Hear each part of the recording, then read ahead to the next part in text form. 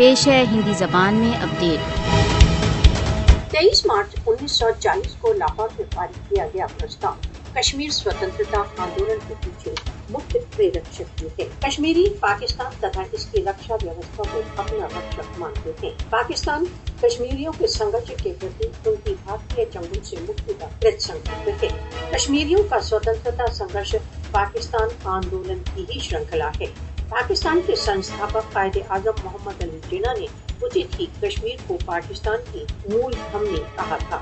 پاکستانی تथा کشمیریوں کے مدھیہ سشکت دھارمک ایتہاسک تथा سانسکرتک بندھن ہے۔ کشمیر اپ مہادویپ کے وبھاجن کی اپورن کاریہ سوچی ہے۔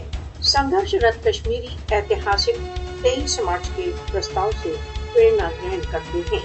سشکت استھائی پاکستان کشمیر وواد کے سمادھان کے لیے انیواریہ ہے۔